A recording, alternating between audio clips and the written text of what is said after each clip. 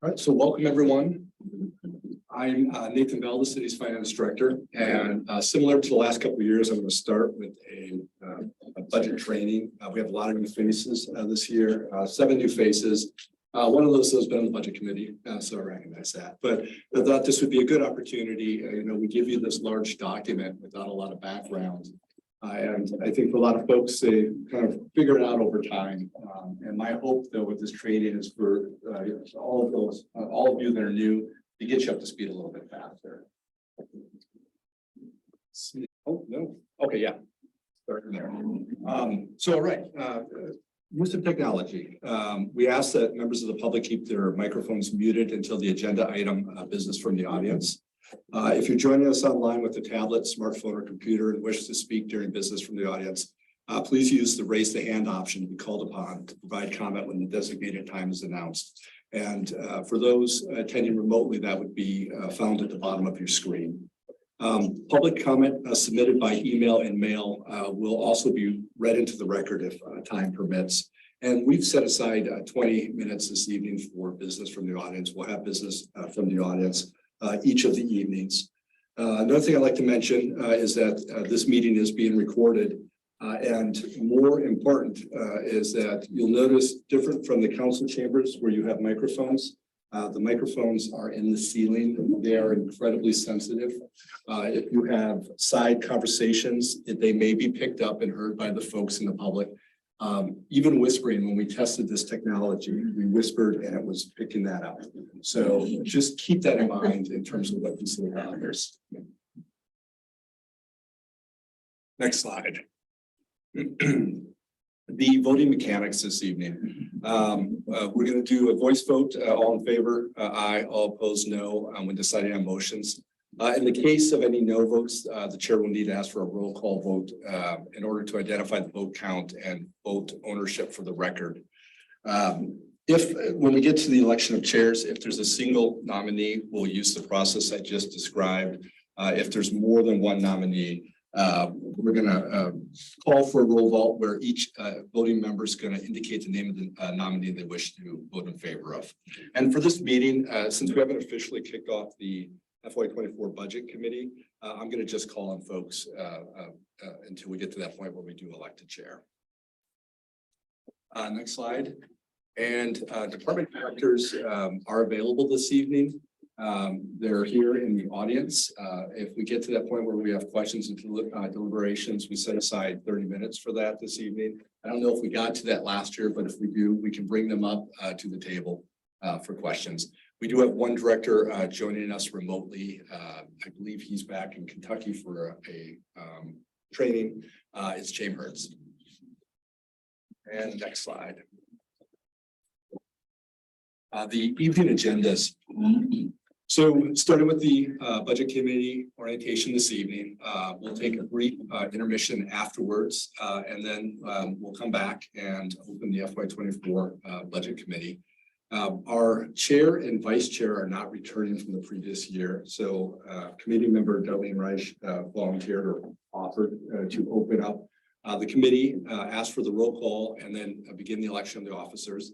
We'll elect a chair and then immediately pass the gavel, and that individual will run the meeting from that point forward. I believe we sent scripts out to everyone on the possibility, if others have interest in being the chair, that you have a script that you can follow to run the meeting, not being familiar with it potentially. After that, Nancy Newton, city manager, is going to deliver her budget message, followed by myself with a budget overview. And I'm going to just call myself out really quick. I got 30 minutes there, but I think I took an hour and a half last year. So if you're walking out there for a full hour, so keep me brief. So we'll take a quick intermission and then we'll come back for questions and discussion on the budget, 30 minutes. And you're going to see in the next slide, we're going to have a lot more time for that, followed by business from the audience. And that'll conclude evening 1. Next slide. Second evening, May 2nd. Again, the new chair is going to open the meeting, ask staff for a roll call. We've set aside 120 minutes for questions and discussion on the budget. With the department presentations pre-recorded. That's given us a lot more time to ask questions, really kind of dig into things if that's what you would like. That's followed again by business from the audience, and that'll conclude evening 2. And next slide. And then May 9th, third evening, and this may be the final evening, we'll start off with the Springfield Economic Development Corporation. So there's going to be 4 more individuals joining us for the CETA Budget Committee. So it's going to be tight around this table. That's essentially the same process that I'm describing for the city, but we're going to condense it down into about 40 minutes. Followed by an intermission, and then we'll start the city budget committee at 6:15 with the chair opening the committee meeting, asking staff for a roll call. We'll have a public hearing on state shared revenue, followed by another 30 minutes of questions and discussion, brief intermission. And then on the third evening, we typically set aside a little more time for business from the audience. And then we're going to move into the city budget deliberations and approval. And with that, I typically bring up a spreadsheet. And this year it's going to be pre-populated with some adjustments that we've already discovered since putting the budget together. And then we'll open it up for any motions if you want to propose any adjustments. And then that's followed by a series of motions that are at the back of your book. And that will conclude evening 3 and potentially the fiscal year 24 budget process. We've set aside a 4th evening, May 16th. We typically haven't needed that meeting, but on the possibility that we do, that is available. And I don't think I mentioned earlier, if you have any questions, I want this to be a conversation, just raise your hand. Feel free to speak up. Next slide. So last year I dropped this, it was all returning members, but with all the new members, I wanted to bring back the city finances. This will probably be the weediest piece of this training here, but hopefully helpful to some of you. The city uses fund accounting. It's designed to help governments ensure and demonstrate legal compliance. Within fund accounting, we have funds, a fiscal and accounting entity with a self-balancing set of accounts, which are segregated for the purpose of carrying on specific activities or attaining certain objectives in accordance with specific regulations, restrictions, or limitations. Essentially, each of these funds is its own self-balancing business entity. And we have over 30 funds making for a rather complex organization. Those funds are broken into 2 types. Government types typically used to account for tax-supported activities, and proprietary type or enterprise type funds used to account for business type activities, usually supported by fees or charges. I'm going to go down a list of some of our primary funds and mention which ones are government type and proprietary type. Give you an idea of the activities that are within those funds and the funding sources for those activities. And next slide. Starting with the city's general fund, public safety, and this encompasses police, fire and life safety, and the city's municipal court, the library, city planning, facilities, and our administrative services department. Administrative services is essentially our support services. That includes HR, finance, IT, city manager's office, and our city attorney's office. The general fund is funded through a number of revenue sources, property tax being the primary, but also charges for services, state shared revenue, franchise fees, and internal service charges to other funds. Later on in this presentation, I'm going to talk about those categories and give you a better idea of what's within each of those categories. Street fund, which accounts for our street operations, and it's funded primarily by a gas tax. And then our transient room tax fund. This funds a portion of our economic development program, our Springfield Museum, special event operations, and then art installations. And this is funded primarily through TRT receipts, which are taxes collected on overnight stays in area hotels. And these are all government type funds. The next slide. Our building code fund, this accounts for our building safety and permitting and inspections program, and it's funded through building permit fees. Our 2 urban renewal funds, these are funded through property taxes, and how those work is when an urban renewal district is created, the tax base is frozen. And then any increment growth in that district comes entirely to that fund. And that's not just the city's portion, but all the taxing agencies within that taxing boundary. That increment then is used to fund developments, which hopefully generate additional increment until you've expended your maximum indebtedness, at which point those funds will sunset. And I'll talk a little bit more about those a little later on. And of course, on the third evening, you'll also get a little more in depth with the urban renewal funds and activities. And then our two levy funds. We have a fire levy fund, and this funds, these are property tax funded as well. It funds a portion of one of 5 engine crews here within the city. When we first passed that levy back in 2002, it funded 100% of that engine crew, but in an effort to keep our the levy rate flat, inflation has slowly eroded the funding source there, ability to cover that. And I think that that levy now covers roughly 65 to 70% of that one of 5 engine crews. And then our police local option levy. This funds our jail operations, and then partial support of our city's municipal court, some police operations, and the city prosecutor.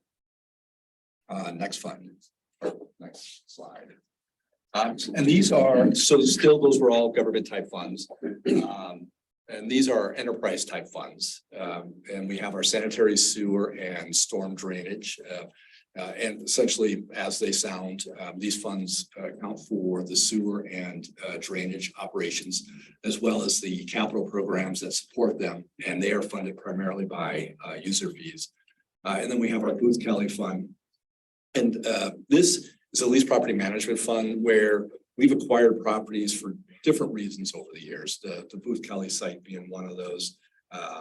The depot, the Carter building, until we recently tore that down, as well as some other miscellaneous properties when we're acquiring right away or for development purposes.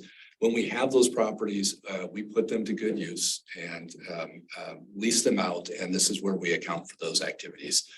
So it more than those revenues that are generated more than take care of just the management of the fund, but also have provided extra dollars that we've used to supplement our general fund operations in prior years. I'm going to talk a little bit about that fund as well in a later slide.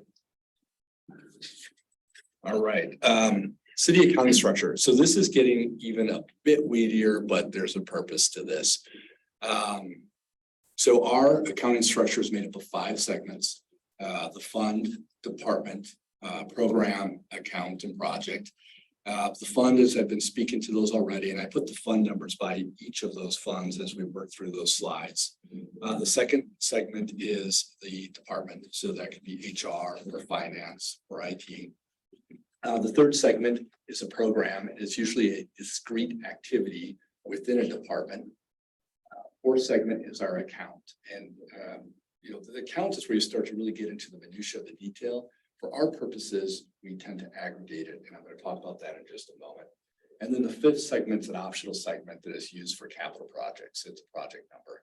I've bolded the 3 segments that I want you to pay a little more attention to. It's the fund, the department, and the account.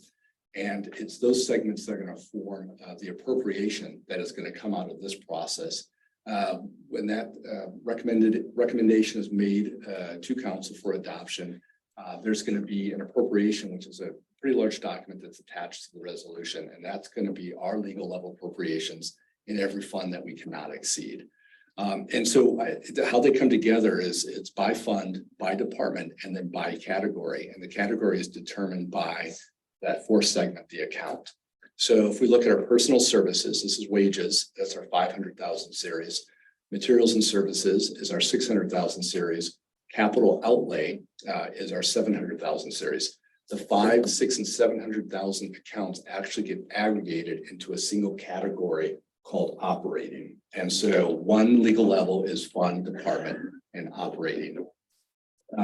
Capital projects, our 800,000 series, is its own legal level by fund. We don't break that one out into the department.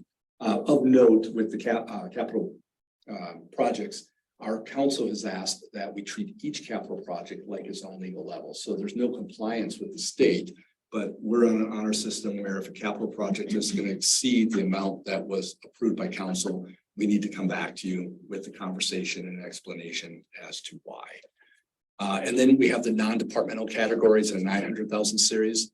That's broken up into a number of legal levels, interfund loans, interfund transfers, debt service, statutory payments, contingencies, unappropriated fund balances, and reserves. So let's move to the next slide. So this is what a legal appropriation looks like for a single fund.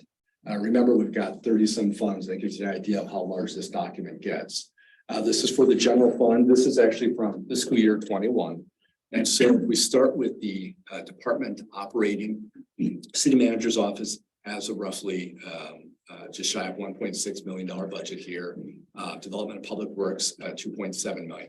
So essentially, they cannot exceed that legal level. And nor can they borrow from each other. The city manager's office has to land the budget within that number.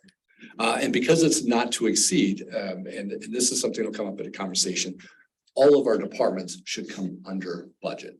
We set that at a point that is reasonable in terms of we can do it without exceeding it with the goal of spending less. So just running down the departments, then we have a total department operating budget of 39.8 million. Coming down to the non-departmental, there's only 3 categories in the general fund here. Transfers, contingency, and reserves. They're all their own legal levels. Reserves an interesting legal level because we treat it like, we budget it like an expenditure. But it's an expenditure that you can't expend. It is locked up for future years. And there's some strict rules in Oregon budget law around how you access your reserves.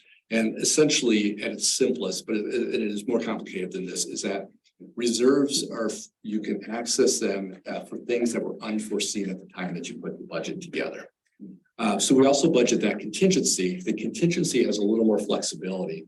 It is something that we can access if it's something that we should have known, but we just missed. And so in which case, we want to set that contingency at a reasonable level. You don't want too large of a slush there. And so we tend to do a percentage of operations in determining the contingency. Any questions this far? All right, next slide. Right, Oregon budget law. So Oregon budget law does 3 important things. It establishes standard procedures for preparing, presenting, and administering the budget. It requires citizen involvement in the preparation of the budget and public disclosure of the budget before its formal adoption. And it controls expenditure of public funds. So I've already spoke to the control pieces of this. I'm going to focus on the first 2, starting with establishing standard procedures for preparing. And next slide.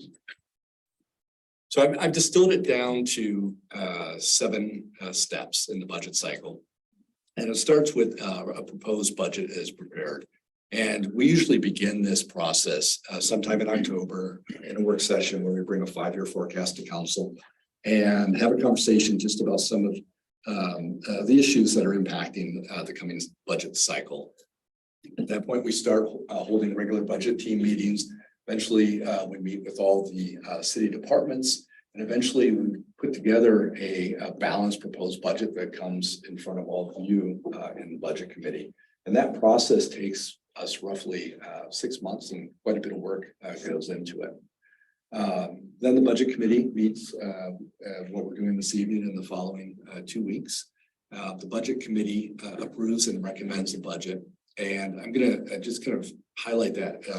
This is a recommending body. This is not a decision-making body. And that's something that will also be clear as we walk through this. Then a budget summary and notice of the budget hearing is published in a local publication. A budget hearing is held. That is scheduled for a regular session of council on June 20th. The budget's adopted, appropriations made, and a tax levy declared. And then our last step is to file with the county, and the levy is certified. And we need to have a budget in place by July 1st for our operations to continue past June 30th. Going back to that second item in those 3 items, which is the public process. Oh, go forward. All right, the public process is to give the public ample opportunity to participate in the budgeting process. Local budget law requires that a budget committee be formed and a public process conducted to approve the budget. The budget committee is the city's fiscal planning advisory committee. The committee consists of city councilors, equal number of citizens at large. Citizen members are appointed by city council. They serve 3-year terms. Terms are staggered and turn over by 1/3 each year. And you can serve 2 consecutive terms before being required to serve a year. Next slide.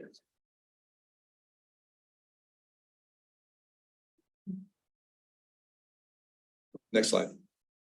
So the budget committee's main role, meets publicly to deliberate on the proposed budget, provides an opportunity for the general public to comment on the proposed budget, may make adjustments to the proposed budget, approves and recommends a balanced budget to the city council for adoption, recommends tax levies and debt service amounts, holds a public hearing and makes a recommendation to the city council on the use of state revenue sharing monies, and communicates with members of the community about the budget process, opportunity to provide input and the constraints the city faces in financing all requested services. So that's kind of one of the big things that I like to get out of this evening is the education that you get in regards to the city's budget. And then you go out into the community and are sort of ambassadors to our budget. I think there's a lot of misunderstanding out there exactly how our budgets come together, how our operations are run. And you folks are getting an opportunity to really look under the hood and kind of see how it actually all comes together and works. Next slide. So what the budget committee is not authorized to do. You cannot change salaries. You cannot negotiate contracts. You cannot change council priorities or policies, and you cannot change the law. Next slide. Increase our salaries? Yeah. I can't, but you can. What are the rules regarding budget committee meetings? Open to the public. A quorum is required to approve any motion, one more than half the total number of members. And that's based on total number of members, not members present. So there's 12 committee members for this process. So a quorum is going to be 7. If one person was absent, 11 members present, it's still a quorum of 7. If no quorum exists, may discuss committee business, but no formal actions taken. Let's see, requires the election of a chair and a vice chair, and we've actually added secretary to that. Positions serve 1 year, and a chair is expected to maintain an aura of impartiality, to run the meeting in a fair, equitable, and civil manner, ensuring members of the public are provided an open forum to speak about the budget. Next slide. Minutes of each meeting must be kept. The approval of the final budget document, tax levies, and debt service should be in the form of a motion with the votes recorded in the minutes. And discussion of the budget committee must always take place in the form of a public meeting. And one of the things I'm going to ask is to discourage you from talking to each other outside the budget committee process about the fiscal year 24 proposed budget. Next slide. And a couple other things. Would you just clarify? So I can speak to the public about what I'm learning, but I can't speak to other members, or did I misunderstand them? Yes, you can speak to the public, but we ask that you not have conversations with other members about this budget and the process outside of this meeting. But yes, you can definitely speak to the general public. One of the things I'd just like to touch on, let's see, Oregon budget law requires a budget committee. It requires the budget be developed and balanced by fund. It requires a legal appropriation on some level, and that's something I spoke to earlier. Our legal level is fund, department, and category. It requires the fiscal year to be July 1st to June 30th. You know, this is something a lot of folks ask, why is our fiscal year begin on July 1st? And it's because Oregon budget law requires it. And it's what we have to thank for the beautiful spring. This being feeling like the first one of spring. So I appreciate you all being here. It encourages public involvement by public hearings. And it serves to control spending by limiting changes the city council can make. So this is a pretty high level introduction to Oregon budget law. If you would like more information, it can be found on the Department of Revenue website at www.oregon.gov/DOR. And the law can be found in the Oregon Revised Statutes beginning at ORS 294.305. And actually now I can do this. Awesome. All right, and finally, we've talked a lot about all the requirements that we have, but it begs the question, who follows up to ensure that those requirements are met? And the final phase in the budgeting cycle is the audit of the previous fiscal year. Most local governments are subject to Oregon's local budget law and are required to have their accounts and fiscal affairs audited and examined annually. An audit must be done by an auditor certified by the Oregon State Board of Accountancy to conduct municipal audits. Our auditor is Grove Wheeler Swank. In addition to the financial audits of how local government handles public funds, the auditor will also look at compliance with state laws and regulations. So what you can do to follow up on this process, I've got the page here. So the budget year closes on June 30th, and then it's a 6-month process going through the audit until we produce an act for our annual comprehensive financial report. That's usually published sometime in January of that following year. And in the back of that document, and that document can be found on our website, there's a compliance section. And in that compliance section is a report from our auditors. And in this report, it talks about compliance and other matters. So I'm just going to that the public can go to see that. As part of obtaining reasonable assurance about whether the city's financial statements are free of material misstatement, we perform tests of its compliance with certain provisions of laws, regulations, contracts, and grants, and it goes on. And then down here, it has a bolded section of all the things that they test. The third bullet is budgets legally required, ORS chapter 294. And then the most important paragraph follows the bolded items. In connection with our testing, nothing came to our attention that caused us to believe that the city was not in substantial compliance with certain provisions of laws, regulations, contracts, and it just repeats that same language.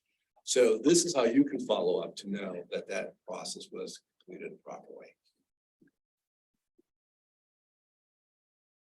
If you cannot attend a meeting, please let myself or the budget manager, Neil Obringer, know in advance. Our contact information is up there, and I'll just pause there for a second.